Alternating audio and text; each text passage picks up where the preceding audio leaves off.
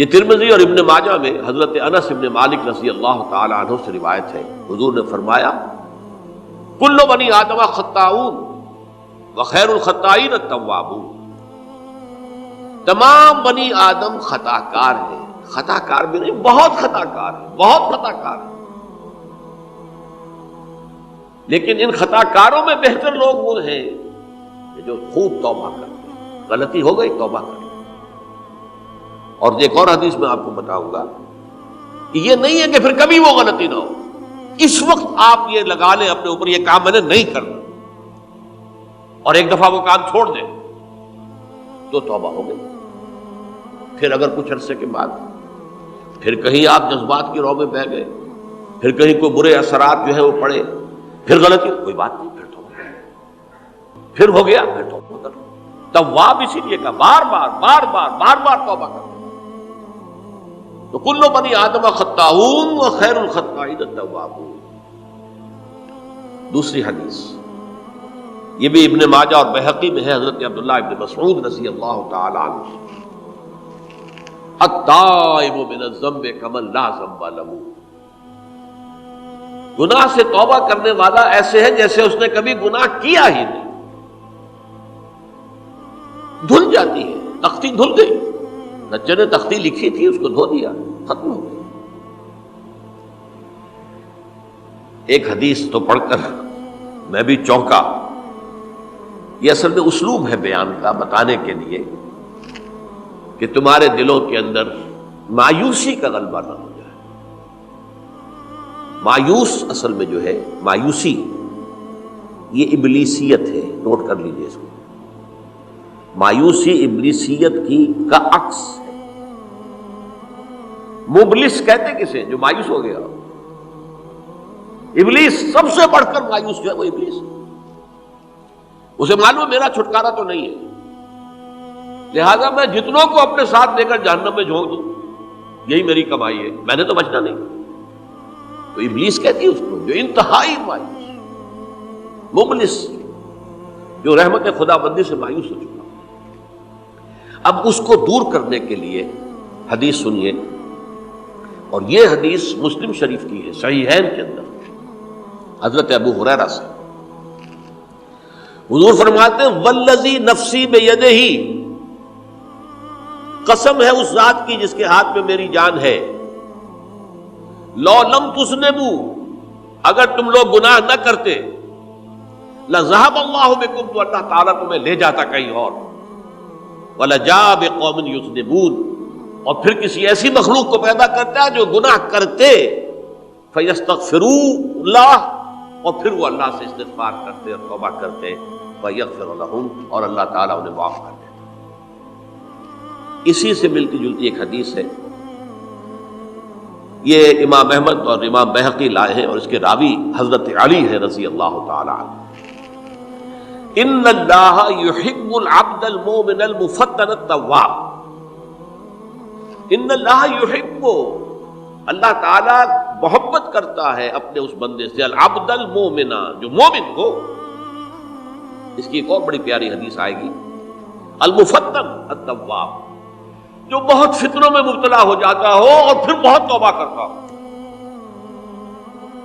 مفتن التواب، لیکن ساتھ ہی پلٹتا ہو، رجوع کرتا ہو، پھر اللہ کے حضور میں حاضر ہوتا ہو، پھر معافی مانگتا ہو۔ اللہ تعالیٰ کو اپنا ایسا بندہ بہت پسند ہے۔ اب میں کچھ اور حدیثیں آپ کو سنا رہا ہوں۔ توبہ کا دروازہ دو اعتبارات سے کہا گیا ہے کہ ایک وقت آنے پر بند ہو جاتا ہے۔ ایک حدیث کے تو الفاظ میں نوٹ کر کے نہیں لایا ہوں کہ اللہ تعالیٰ نے توبہ کا ایک دروازہ اتنا چوڑا کھلا رکھا ہوا ہے کہ جس کو عبور کرنا جو ہے وہ سال ہا سال میں ممکن ہو، اور یہ بند نہیں ہوتا جب تک کہ سورج مغرب سے طلوع نہ ہو جائے۔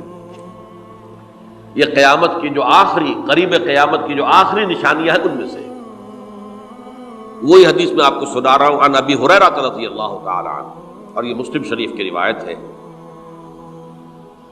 من تاب قبل ان تطلع الشمس من مغربها تاب اللہ علیہ، سورج کے مغرب سے طلوع ہونے سے قبل تک جو لوگ توبہ کریں گے اللہ تعالیٰ ان کی توبہ قبول کریں گے. البتہ جب وہ قیامت کی وہ نشانی ظاہر ہو جائے کہ سورج مغرب سے طلوع ہو رہا ہے، اب دروازہ توبہ کا بند ہے. اب اس کے بعد اگر توبہ کوئی کرتا ہے تو اللہ تعالیٰ اس کی توبہ کو قبول نہیں کرے گا.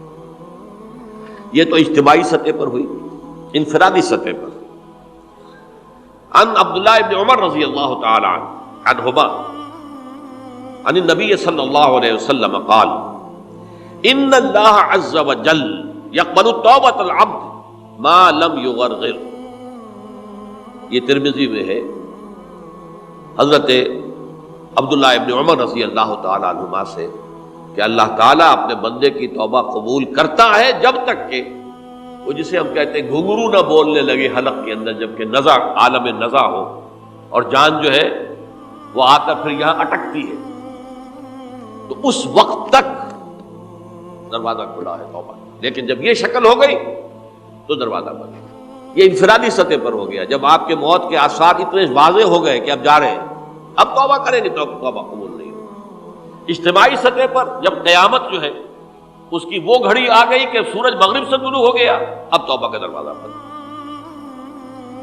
ایک اور حدیث ہے جو میں نے بہت مرتبہ اس کا ترجمہ تو آپ کو بہت دفعہ سنایا ہے، آج میں چاہتا ہوں اس کو پورے متن کے ساتھ آپ کے سامنے رکھوں. یہ حضرت انس ابن مالک رضی اللہ تعالیٰ عنہ سے مروی روایت ہے جو حضور کے خادم خاص تھے، اور یہ متفق علیہ بھی ہے، یعنی بخاری میں بھی ہے، مسلم میں بھی ہے، لیکن تھوڑا سا فرق ہے الفاظ کا. تو جو مسلم شریف کی روایت ہے اس کے الفاظ کیا ہیں؟ للہ اشد فرحا بتوبۃ عبدہ حین یتوب الیہ. جان لو اللہ تعالیٰ کو زیادہ خوشی ہوتی ہے اپنے کسی گناہ گار بندے کی توبہ سے جبکہ وہ توبہ کرتا ہے. کس سے زیادہ ہوتی ہے؟ اب اس کی ایک تمثیل دی. من احدکم، ایک ایسے شخص سے بھی زیادہ بڑھ کر خوشی ہوتی ہے کان علی راحلتہ بارض الفلات، کہ جو بہت ہی دور دراز کے اور سنسان علاقے میں سفر کر رہا تھا. فانتحرفت منہ، اس کی سواری جو ہے گم ہو گئی. وعلیہا طعامہ وشرابہ، اسی پر اس کا کھانا بھی تھا اور پانی بھی تھا. اونٹنی پر سفر کر رہا تھا، اسی پر ہوتا ہے راحلہ جو ہے راستے کا سامان. اچانک کہیں بیٹھا ہے تھوڑی دیر کے لیے سستانے کے لیے، کہیں اونگ آ گئی اور اونٹنی صاحبہ غائب ہو گئی. اب آنکھ کھلی اور اس نے دیکھا. فَأَيَّسَ مِنْهَا، تلاش کر کر کے مایوس ہو گیا، کہیں اونٹنی کا سراغ نہیں. اب ظاہر بات ہے کسی صحرا میں یہ کیفیت، اس کا مطلب کیا ہے؟ یقینی موت. فَأَتَى شَجَرَةً فَاسْتَجَعَ فِي ظِلِّهَا وَقَدْ أَيَسَ مِنْ رَاحِلَتِهِ. تو وہ ایک درخت کے نیچے اس کے سائے میں آ کے لیٹ گیا، گویا کہ موت کی امید. فَبَيْنَهُمَا وَهُوَ كَذَلِكَ إِذْ هُوَ بِهَا قَائِمَةٌ عِندَهُ. اس کی کہیں دوبارہ آنکھ لگی ہے، جو کھولا تو دیکھتا ہے اونٹنی تو موجود ہے، کھڑی ہے. تو وہ فوراً اس کی وہ جو رسی ہے وہ پکڑتا ہے. فَأَخَذَ بِخِتَامِهَا ثُمَّ قَالَ مِنْ شِدَّةِ الْفَرْقِ. اب جو اسے مسرت ہوئی اس کا آپ اندازہ کر سکتے ہیں. ایک یقینی موت کا معاملہ آ چکا تھا اور اچانک اللہ تعالیٰ نے وہ کھوئی ہوئی اونٹنی جو ہے وہ واپس دلا دی. تو وہ کہنا تو یہ چاہتا تھا اللہ تو میرا رب ہے، میں تیرا بندہ ہوں، لیکن جسے ہم کہتے ہیں کہ خوشی کی انتہا فرط مسرت میں ایسی زبان لڑکھڑائی، اس نے کہا اللہم انت عبدی وانا ربک. اے اللہ تو میرا بندہ ہے، میں تیرا رب ہوں. یہ کہنا ہے. تو یہ کیا ہے؟ فرط مسرت جسے آپ کہتے ہیں، خوشی کی انتہا، کہ جس میں انسان جو ہے اتنی بڑی خطا کر بیٹھتا ہے. اللہ کو اپنے کسی گناہ گار بندے کی توبہ سے اس سے بھی زیادہ خوشی